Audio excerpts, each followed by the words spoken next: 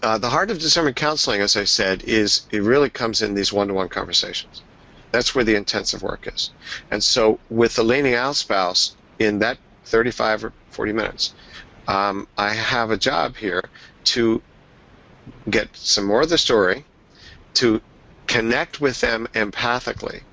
So here's where it's the warm, empathic Bill coming out. Like, it's been really hard. I mean, what a ride you've been on, that failed adoption, and after that, after the kind of devastation of the infertility, I can't imagine. Okay, and then she goes into the affair, and there I'm also, of course, not being judgmental, and I'm getting that affair sparked some things in her. Okay, it sparked some things, some embers, flared that hadn't been there since maybe she and her husband were dating.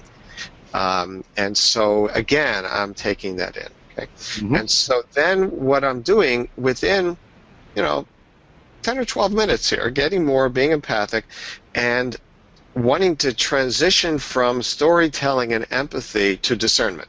So a key to this is to know when you have enough connection to begin to move past storytelling and empathy and insight into what may have happened into a future orientation. And that future orientation is the paths. Okay, so what I might do is to say, so I'm getting how hard this has been, how demoralized you feel about the marriage, the impact, the wallop of the affair, and what that taught you, your guilt about that, and your feeling of hopelessness about, can this marriage be saved, and is it even worth trying to put energy into? And so as you say those things, then let's talk about, in discernment counseling, we refer to 3 paths. Path 1 is the marriage as it's been. Path 2 is separation and divorce. Path 3 is a 6-month all-out effort with couples therapy to see if you can put your marriage into a good place for both of you, and then a decision, a final decision, if you will, about whether to stay married.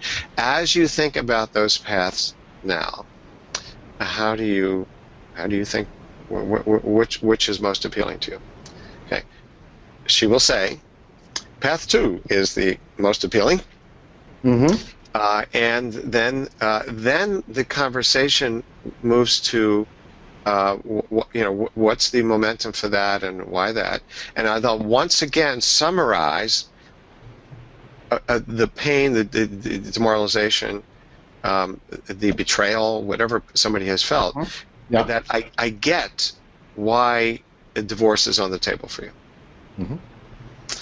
Would it be okay now, if in the remaining time we have in our conversation, would it be okay if we shift to talk about Path 3? Because the case for Path 2, divorce, that seems clear. So we talk about Path 3.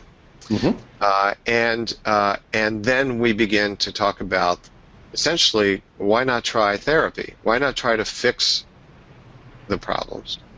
And you notice the craft of this is to fully let the person know I get their case for Path 2, so they don't have to talk me into it anymore.